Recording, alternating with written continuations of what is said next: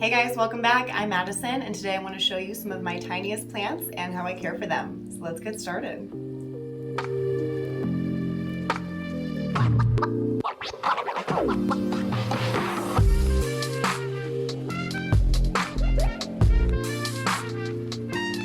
What should we start with? Okay, let's start with this little guy here. I actually have two of them because I can't help myself, I guess. I have no self-control apparently.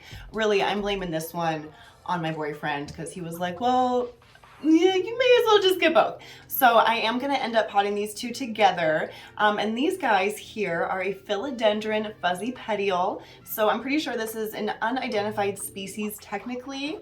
So that's why they're calling it the, fuzzy petiole. Doesn't have a true name yet. So that might change eventually. I'm not really sure how that works, but I'll be super interested to see if this ever does change name. But it's absolutely beautiful. I got both of these guys at a fairly local to me plant shop called the Flower Bin in Longmont, Colorado. They have beautiful, beautiful plants there. So if you're ever in the area, definitely check them out. But I was able to find these little guys for $10 each. So of course I, had to get both. And like I said, I will be putting them together and I think they'll look really, really nice potted up together, but I am gonna wait a while. I did just get these about 2 or 3 weeks ago, so I wanna wait another 2 or 3 weeks until I repot them at least, or at least until I start to see some root growth happening at the bottom. So I'm not seeing anything super developed yet. And I can actually see the little plug that this originally was. So I'm gonna give it some more time here. But so far I am absolutely loving this philodendron. It's such an easy care plant. And yeah, I've had no issues so far. I do have it set in my IKEA greenhouse cabinet, so it's getting, I don't know, about 50 to 60%. Actually, I have bumped it up a little bit. So it's sitting at around 60 to 65% humidity right now, which is really good for me in Colorado. I was having a hard time keeping the humidity above like 50% in the cabinet, even with a small humidifier running in there already. So what I decided to try was putting a larger humidifier outside of the cabinet, just kind of blowing in the direction, and that has really helped amplify that humidity for me. So if you're having issues with that and you don't want to do weather stripping, because I'm just kind of lazy. I don't really feel like doing that, to be totally honest with you. So I just thought maybe I would try something that I already have, which was another humidifier, but just one that wouldn't actually fit in the cabinet. So yeah, definitely try that if you're having issues keeping your humidity up, because it's worked really well for me. The one thing that I have noticed about the Philodendron fuzzy petiole so far in having it is that you don't want to let it get too terribly dry before you water it. I think I let it go I think I let it go a couple days too long before watering it. So I did have a couple of those little baby leaves crisp up and die on here, unfortunately. And I do have another couple of leaves that look like they are going to be leaving us soon. But other than that, it's been really easy. It doesn't seem to really tell me when it's thirsty quite yet, and that might just be because it's so small still. And because it's so small, it, of course, I'm trying to see in the light, it does not really have that fuzzy petiole situation happening yet, so I'm really excited to see how that grows. But yeah, I was super excited to see the fuzzy petiole in such a small plant. I've only seen them in like larger specimens before at shops, so I just thought this was absolutely beautiful, and I do feel like it looks quite different to like your more mature fuzzy petiole philodendron. So I was really pleased with that. It kind of looks like a less dark micans or something like that, and a little bit less fuzzy. It's not quite as velvety as your micans, but it does still have some of that kind of softness and definitely has that sheen to it. But it's just beautiful. And I've noticed on some of these leaves, the pattern, oh my gosh, it's so cool. It almost looks like a Philodendron Burl Marks Fantasy, and that kind of, if you know what those look like, the kind of like veiny pattern on it, I've been noticing on some of these leaves, which I don't notice on any of the larger or mature specimens. So I'm sure it's something that is just when they're small and you can really notice it, but I really enjoy it. Okay, let's see.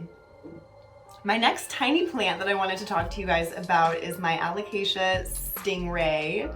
I wanted to call it a silver dragon, but it's not a silver dragon, obviously. But oh, check out those roots on there. Hopefully you can see that. That's crazy. Ooh, I feel like I was just looking at this plant the other day and I did not notice those roots. So that is super cool. This plant and I have had our struggles. This is the second time that it has got to this size, although I do actually think this is the largest that I have grown this plant so far. I did have to cut it back like all the way to the corm originally after it had like 3 or 4 leaves because I overwatered it and it just rotted. So I was able to salvage the corm, luckily. And yeah, so far so good. This is an alocasia that I do let get fairly dry in between waterings. I like that soil to be pretty darn dry. I don't do that with most of my other alocasia. I don't like to let them get too dry. They seem to be a little bit more of a finicky plant for me, at least. So yeah, if you have any tips or recommendations for silver, look, I'm calling it a silver dragon again, for stingray alocasia, please drop them in the comments. I would love to hear your guys' advice, but it is just such a unique plant. Obviously it gets its name because it is shaped like a stingray and it's just so cool. I don't have anything quite like it in my collection, so when I saw someone selling one locally, I had to snag it and I'm really glad that I did. I do also have this guy living in my IKEA greenhouse cabinet. So he's getting, like I said, about 60-65% humidity now. I do think it has really enjoyed that bump in humidity because since doing that, it has popped out a new leaf. Which one was it? This one. This one's our newest one right here. Let's see if I can show ya. That leaf there is so pretty. We do have some weird kind of spotting happening there. I think that just got caught on itself when it was coming out or like unfurling there, but doesn't bother me at all. I still think it is just gorgeous and such a cool like statement plant, especially once these get larger. It's just a good conversation piece. Like, how can you not say something about this plant? You know what I mean? So such a cool thing to have in your house. But yeah, I really like this guy. But yeah, I do think that this is a really good plant to buy small because it is an alocasia. They are kind of tricky. I feel for most people, alocasia can be a little bit tricky to figure out at first. So I do suggest getting these when they are smaller. So A, you're saving a little bit of money, and B, you know, it's not going to be quite as sad if it dies. And then you can always bring it back because there's always going to be at least the corm that this guy grew from originally, if not some other corms hiding in the soil, which is such a cool thing about alocasia. So yeah, I would definitely say buy this plant small. This isn't necessarily like a buy this plant small video, but I would suggest to buy this plant small. I think it would be you know, just beneficial all around. But yeah, then you get that joy of watching this guy beef up. So yeah, Alocasia stingray. The next plant I want to show you is this little teeny tiny guy here. This is my variegated maranta, or one of my variegated maranta. But I am really proud of this one in particular. This was grown just from a little chunk of stem. I took it off of my mother plant.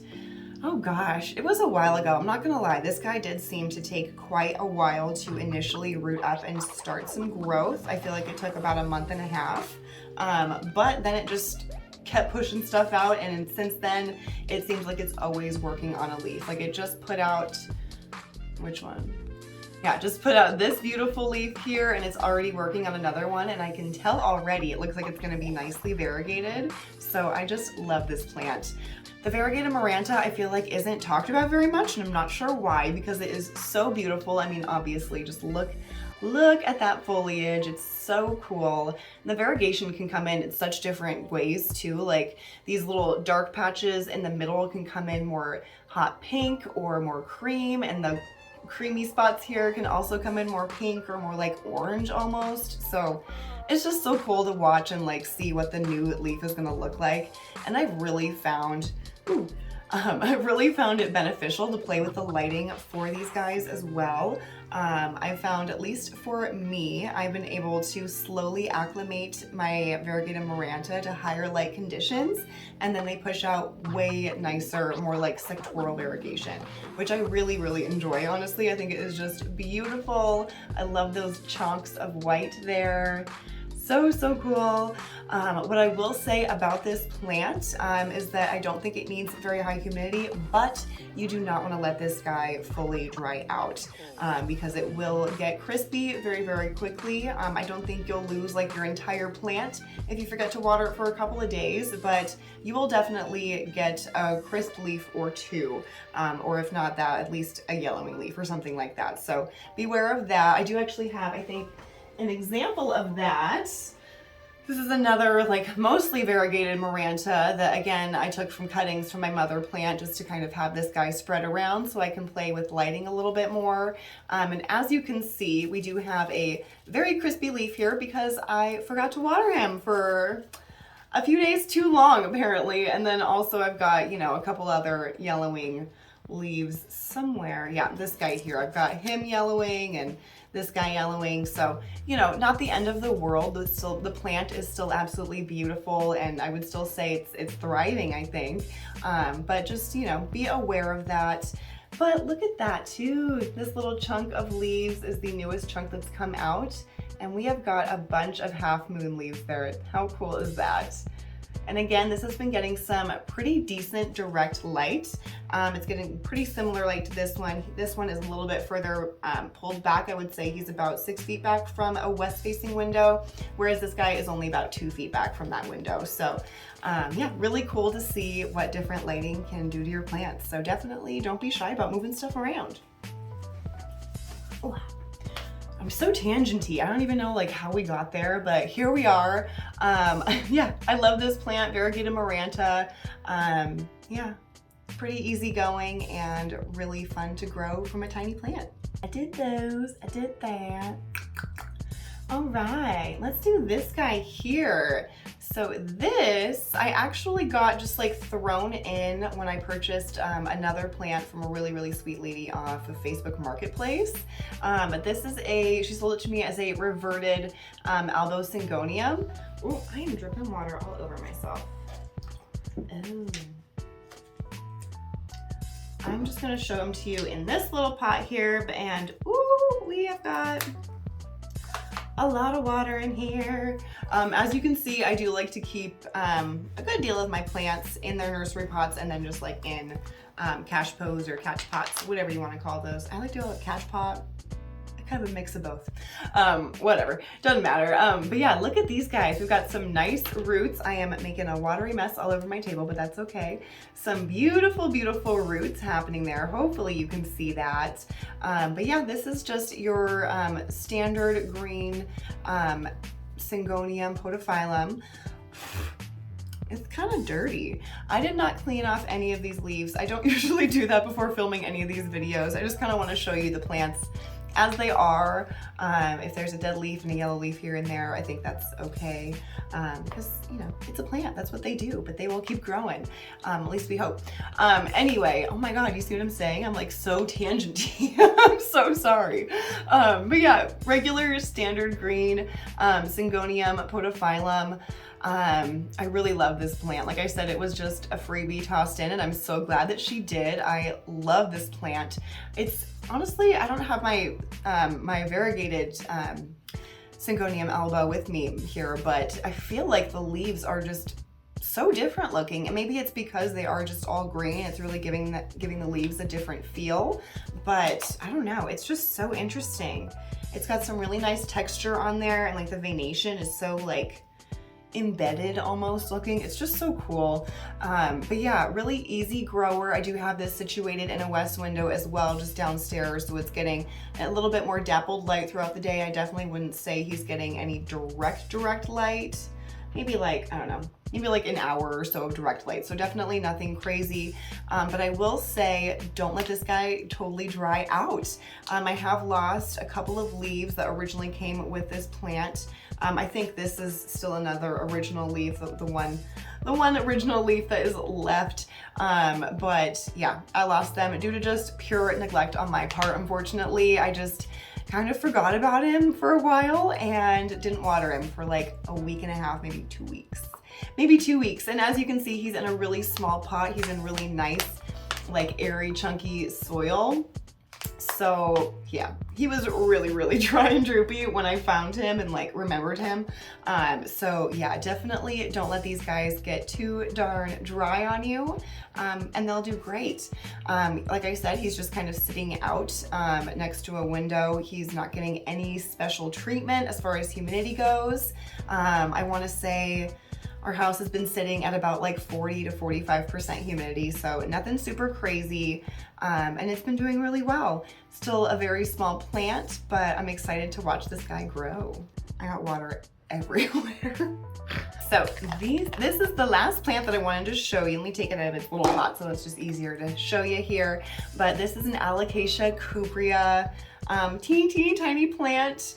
I'm not gonna lie to you, I do struggle with this guy a little bit. Well, I'm not gonna say I struggle, but I'm not fully succeeding with this plant, I don't think. I haven't totally figured out what this guy wants yet, but that's okay. We're still getting to know each other. I've only had this guy in my collection for about maybe 2.5 months now. Honestly, I would hope that I would have this guy a little bit better figured out by now, but I guess it's still early in our relationship, so we're figuring each other out here. But he has pushed out this beautiful new leaf. This was about 2 or 3 weeks ago that he pushed this leaf out, and it still feels like it's kind of hardening off, and it is so like shiny. It's almost slimy looking on the back. Like, it is so shiny. It's so cool. Such an alien looking plant. It's like a beetle alien. It's such a funky plant. I absolutely love it. And yeah, here you can see we've got this kind of sad leaf. This is one of the original leaves that it had. So, you know, we're still kicking. But, or no, actually, I think this leaf did come out in my care. It came out really wonky and got all caught up. That is right, yeah. So this guy, you know, he's okay. He's doing the thing. I love how dark they are when they're fully mature, so I'm really excited to see this guy get nice and dark. Hopefully this guy will push out a new leaf for me soon. I'm not seeing any signs of a new leaf coming anytime soon. I'm a little worried I may have been overwatering this guy just because I've been like babying him too much, I think. So I am gonna let him dry out fairly dry before I give him water again, and I'm just gonna kind of treat him as I do my Alocasia stingray and hope that that kind of works. So yeah, again, let me know if you have any tips or tricks in the comments down below. I would really appreciate it, especially for this guy. I love him so much. He's such a unique plant again, like, I love it. Nothing quite like him. So yeah, Alocasia cuprea. Okay, so before I end this video, I did just want to show a couple of honorable mentions that I'm just really excited about. So I have these two teeny tiny guys here. This guy I definitely would not call a plant yet. This one, I mean, he's got roots coming out of here and a second leaf coming, so you could almost call this a plant. But these are both Amedrium. This is an Amedrium medium, and this is an Amedrium zipilanium, something like that. An Amedrium zip. Super cool, really fingery little plant here. When this guy matures, the leaves get so cool. This plant is really cool when it matures. I'll try and like find a picture and put it over here, or like maybe over here. I forget how I'm situated in the frame here, but I'll try and put a picture up somewhere for you here so that you can see what this looks like when it's mature, because it is really cool. So yeah, I just wanted to show him to you. He does not have a second growth happening quite yet, but I do see some really nice pretty white roots in there. So we're doing okay. We are doing the thing.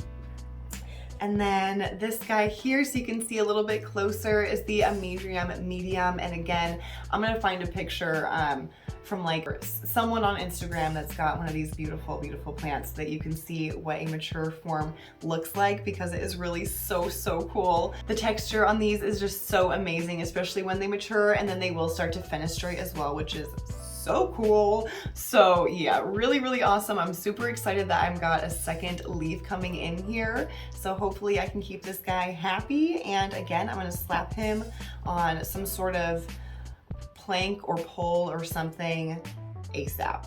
so we can push out some pretty growth. But yeah, Amedrium medium and Amedrium zipilanium, Amedrium zip. Ooh, and I almost forgot to mention too, with these little Amedriums, since they are just in little cups of sphagnum moss and they are still working on their root systems, I have just been keeping both of them in this little Ziploc bag. I haven't been having the bag fully zipped, but you know, it has been staying relatively humid in there. You can maybe see there is still some condensation built up in there from when these were in here before I took them out. And it has been doing them really, really well. So I think this guy is just about ready to come out of the bag, but he's gonna stay in the bag for a while. So I just wanted to let you know that is how I'm caring for them while they're also still in the cabinet, getting that ambient humidity from the cabinet, from the bag, and then also some good light too. So yeah. All right, guys, I think that's gonna do it for this one. Thank you so much for joining me on this video, checking out some of my tiniest plants in my collection. I honestly always do prefer a big, beautiful plant, but it's nice to have some spaces filled with some tiny plants and then really get that joy of building them up on your own. So yeah, let me know what plants you like to buy tiny down below, and thank you again for joining me, and I'll see you guys next week.